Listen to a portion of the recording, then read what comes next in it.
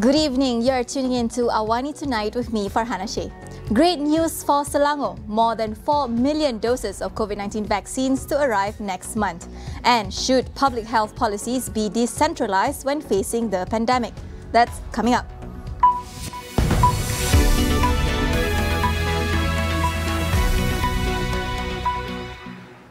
Banks will waive the compounded interest and penalty charges incurred during the 6-month loan moratorium under Pemulih Aid package.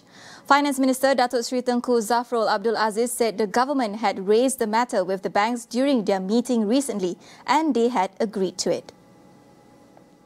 Yesterday, Prime Minister Tan Sri Muhyiddin Yassin announced a 6-month moratorium on loan repayments for individual borrowers across all income brackets. Tengku Zafrul also advised borrowers to approach their banks regarding the method of repayment if they wish to apply for the moratorium. The minister said the moratorium under Pemulih could help individual borrowers as well as small and medium enterprises in managing their cash flow during the challenging period. Selangor will receive more than 4 million doses of vaccine next month. This figure is the highest compared to other states. Selangor Public Health Unity Women and Family Development Committee Chairman Dr. Siti Mariah Mahmud in her tweet said she was informed of the matter when attending a COVID-19 immunization task force meeting this morning. In the same post, Dr. Mariah also shared a photo of the vaccine allocation and distribution for July for all states, which showed that Selangor received the highest number of vaccine supply. This is followed by Sarawak and then Kuala Lumpur and Putrajaya. A new campaign is gaining traction in Malaysia, calling for people to reach out for help if they are struggling and in need. The campaign, which took off on social media recently, urged people to fly a white flag to indicate they need assistance as the country remains in lockdown. The initiative arose amid growing reports of Malaysians being pushed to their breaking points by the near total and indefinite closure of the economy due to the pandemic. The campaign has been widely received by netizens who are offering moral support and assistance to those in need. The initiative appeared to be the latest incarnation of the Kita Jaga Kita movement that took root at the start of the pandemic last year, advocating for Malaysians to take care of one another. The Sabah government has been told to follow the same SOPs set by the National Security Council. Defence Minister Datuk Seri Ismail Sabri Yaakob made the clarification today, a day after Sabah Chief Minister Datuk Seri Haji Nur declared the state will allow certain economic and social activities to resume. He underscored the importance for states to be uniform in their SOPs as part of the effort to curb COVID-19. Sabri, however, also said that NSC is studying possibility of allowing some flexibility to states with low COVID-19 numbers. Hajiji had yesterday said dine-in would be allowed in Sabah again from today, as well as certain sports and recreational activities like golf, fishing and cycling.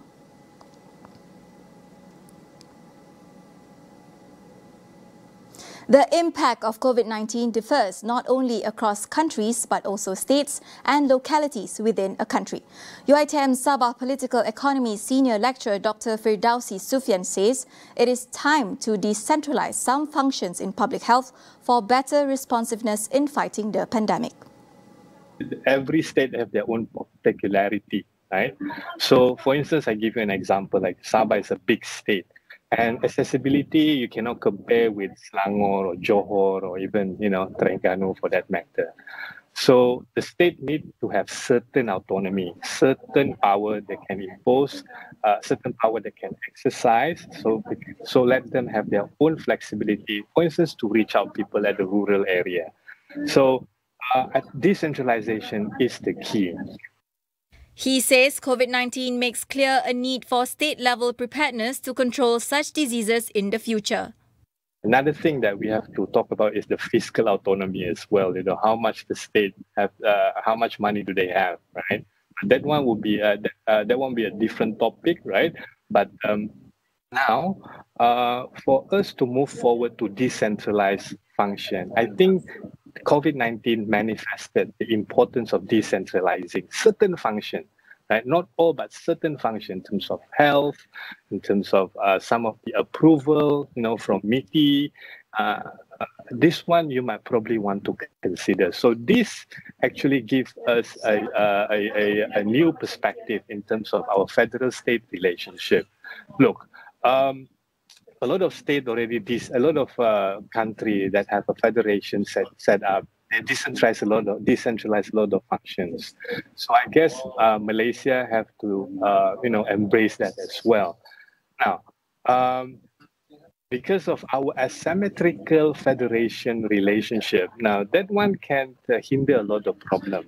But with this COVID-19, it tells you, because the writing is on the wall, because for you to respond certain things, it's a lot of things that you have to refer to the federal ministry. So I guess the way forward is to start to think about decentralizing some of the function as our exit strategy. We'll take a short break. Stay with us.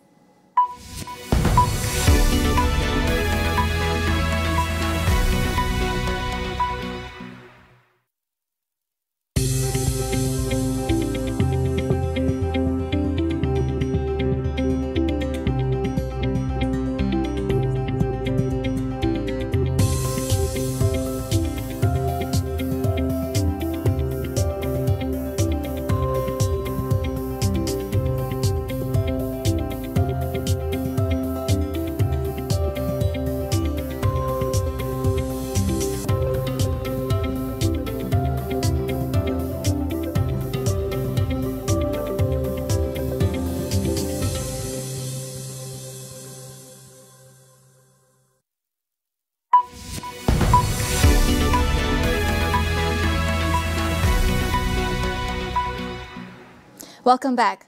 The pandemic has delivered a major blow on income levels. According to the Economic Action Council Secretariat, more than 600,000 Malaysian households from the middle 40% income group or M40 have slipped into the bottom 40% category. World Bank senior economist Shakira T. Sharifuddin weighs in on measures to cushion impact of COVID-19 on vulnerable households. With the movement restrictions expected to remain in place in the near term, there is a risk, of course, that the number of vulnerable households and businesses without adequate support could increase. And so additional targeted social spending stretched over a longer period of time is essential to protect these vulnerable groups. What we have seen to date is many of the relief measures have been sort of modest or at least short-term in nature. And so given the current situation that we're in, perhaps the largest relief spending is necessary to smooth household consumption, as well as to avoid large disruption among firms. Shakira views that targeted cash aid programs will help mitigate COVID-19 impact on the most vulnerable groups in the near term. Effective social spending encompasses two main criteria. First, it has to be targeted to the right group.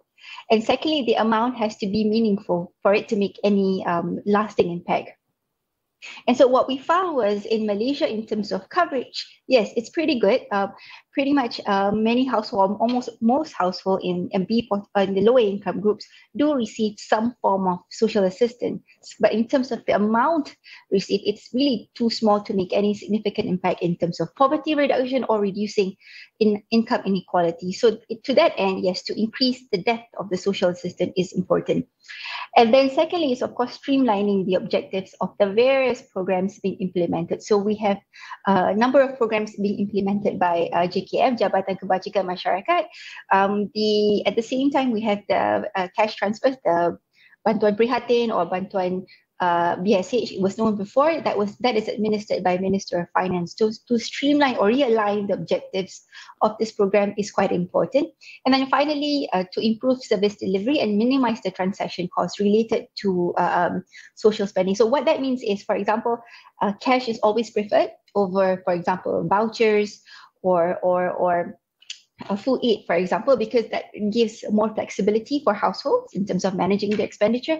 Also in terms of minimizing transaction costs, that means a one-stop center where one can just basically accumulate all the benefits without having to go through various agencies, various desks, without having to fill so many forms at the end. On to the international front. Brisbane became the fourth major Australian city ordered into lockdown today. about 10 million residents will be forced to stay at home for 3 days over concerns about the rapid spread of COVID-19 linked to an outbreak in Sydney 2 weeks ago. Australia is battling the highly infectious Delta variant, with Sydney, Darwin and Perth already put under lockdown.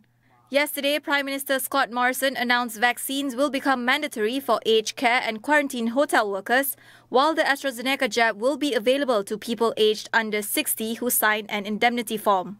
His government has been criticised over a sluggish vaccine rollout. Almost 7.4 million vaccine doses have been administered to date. Less than 5% of Australia's population has been fully vaccinated against COVID-19.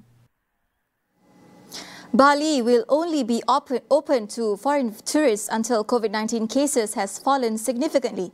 Tourism Minister Sandiaga Uno said the government had targeted to reopen Bali in July, but is mindful of the recent spikes in infections across Indonesia, including Bali.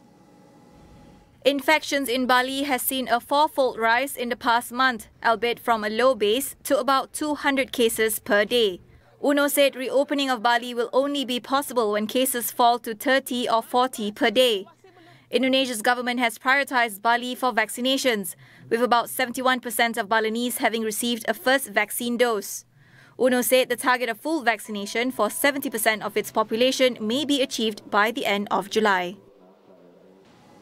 Some schools and COVID-19 vaccination centres were forced to shut in Canada due to a severe heatwave sweeping across the western part of the country. In the town of Lytton, British Columbia, temperature rose to 47.9 degrees Celsius, setting an all-time heat record for Canada. Its Environment Ministry warns that the heat wave won't live for days, although some parts of British Columbia could see relief sooner. People are flocking to beaches and lakefronts to stay cool, as less than 40% of homes in the province have air conditioning. Experts say the heat wave is caused by a high-pressure system that isn't moving, which is unusual in the region that is much more accustomed to bouts of rain over sun. Philippines President Rodrigo Duterte said he may consider running for vice president after his 6-year term ends next June.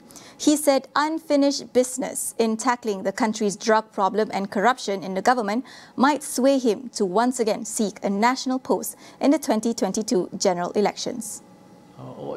In a televised remark on Monday night, the tough-talking leader also publicly lashed out for the first time at Filipino boxing star Manny Pacquiao.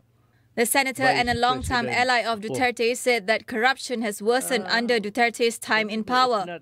Philippine presidents are barred by the 1987 constitution for running for re-election after their single 6-year term. Under Philippines law, the vice president is separately elected from the president. A call for policy changes to the contract system for junior doctors may culminate in a one-day walkout on 26 July called Hartal Doctor Contract. Tonight on Consider This, we speak to our guests about problems faced by contract medical staff. That is all we have for you on AWANI tonight. Get the latest news update on COVID-19 and COVID-19 vaccines from astroawani.com and Astro AWANI app. I'm Farhana Sheikh. We'll see you again.